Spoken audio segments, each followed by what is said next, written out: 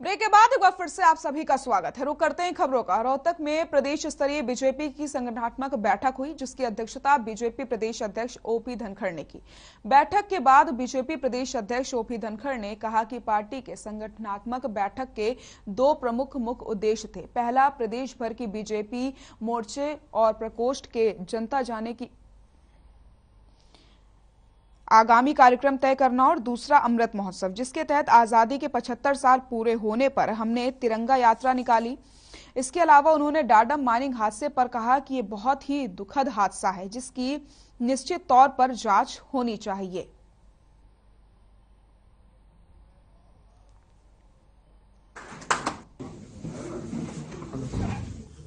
ऐसे state heads की एक तरह से मीटिंग है, हर विभाग, हर प्रकोष्ठ, हर मोर्चे की। और इस बैठक का जो मुख्य उद्देश्य है वो है, दो उद्देश्यों पर ये हो रही है। एक उद्देश्य है आगामी योजना, एक पूरे समय का रोड मैप तैयार करना कि आने वाले समय में हर प्रकोष्ठ ने, हर मोर्चे ने, हर विभाग ने कहां तक अपने काम को पहुंचाना है। उसके साथ साथ दूसरा टारगेट है अमृत महोत्सव का, क्योंकि ये आज़ादी का 75वां साल है, बहुत महत्वपूर्ण साल है। तिरंगा यात्रा से शुरू किए थे, बहुत हमारे 169। डिप्टी सीएम दुष्यंत चौटाला ने अपने कार्यालय में कई विभागों को लेकर के वरिष्ठ अधिकारियों की बैठक की अध्यक्षता करी। वहीं उन्होंने बताया कि गुरुग्राम में हेली हब बनाया जाएगा, जहां पर हेलीकॉप्टरों के लिए हेलीपोर्ट से लेकर के उनके रिपेयर समेत अनेक एविएशन फैसिलिटीज उपलब्ध करवाई जाएंगी। साथ ही साथ बताया गया कि हेली हब देश में अपनी तरीके का ऐसा पहला हब होगा, जहां पर हेलीकॉप्टरों के लिए एक स्थान पर उक्त सारी सुविधाएं मिल जाएंगी। इसके अलावा डिप्टी सीएम ने बताया कि गुरुग्राम में जिस स्थान पर हेली हब बनाया जाएगा, वहां से मेट्रो की सुविधा भी नजदीक होगी। उन्होंने अधिकारियों को निर्देश दिए हैं कि उक्त प्रस्तावित हेली हब को लेकर के प्रोजेक्ट तैयार किया जाए और जमीन लेकर के साथ साथ अन्य सुविधाओं को शुरू करने में आने वाली अड़चनों को दूर करके कार्य शुरू किया जाए।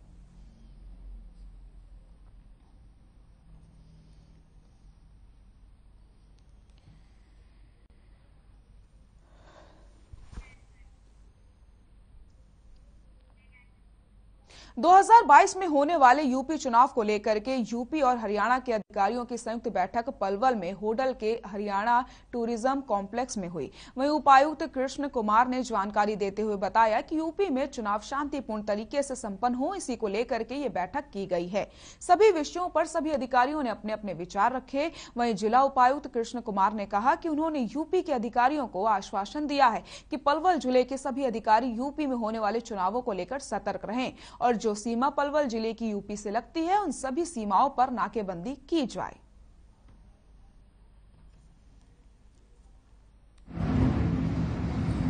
यूपी में हमारा एडजॉइनिंग डिस्ट्रिक्ट मथुरा है और वहाँ पे अभी चुनाव होने हैं और ये चुनाव को शांतिपूर्ण कराने के लिए दोनों जिला के अधिकारियों की आपस में कोऑर्डिनेशन मीटिंग थी, जिसमें जो भी सहयोग हमारी तरफ से, पलवल की तरफ से रहेगा कानून व्यवस्था बनाने के लिए या बाकी गतिविधियों को स्मूथली इलेक्शन को कंडक्ट करने के लिए मथुरा में, उसमें जो भी सहयोग पलवल से रहेगा वो सुनिश्चित करने के लिए यहाँ पे मीटिंग हुई है। खबर रेवाड़ी से है, जहां रिश्वत मामले में फंसे रेवाड़ी जेल सुपरिटेंडेंट को हाईकोर्ट से राहत नहीं मिली है। हाईकोर्ट के जस्टिस पंकज जैन ने अनिल को किसी तरीके की राहत न देते हुए मामले की सुनवाई शुक्रवार तक स्थगित कर दी। आपको बताते चले, नारनौल जेल का अतिरिक्त कामकाज देख रहे रेवाड़ी जेल सुपरिटेंडेंट अनिल कुमार पर रिश्वत लेने का आरोप है। रिश्वत की रकम हरियाणा राजस्थान के नामी गैंगस्टर विक्रम उर्फ पपला गुर्जर के खास गुर्गे की देने की बताई जा रही। तो आपको बताते चलें, फिलहाल अभी कोई राहत नहीं मिली है अनिल को।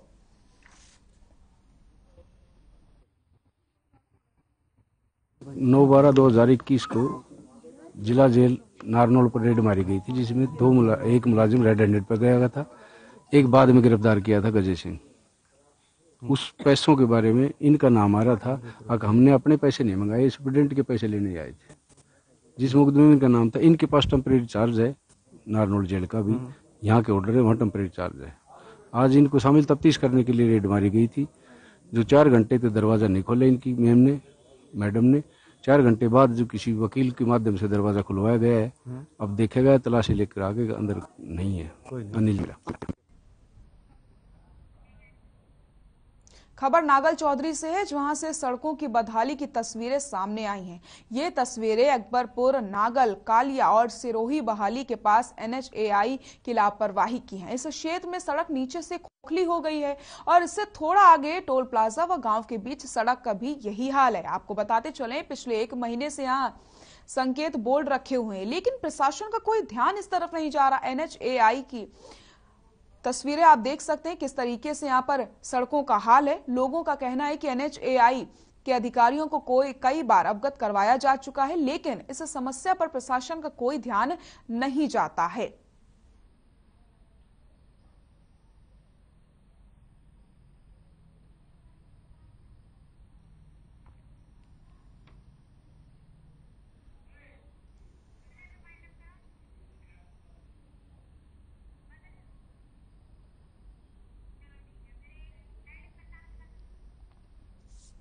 तो तस्वीरें आप देख सकते हैं, सड़कों की बदहाली की ये तस्वीरें देखिए आप। तस्वीरें अकबरपुर, नागल, कालिया और सिरोही बहाली के पास NHAI की लापरवाही की हैं।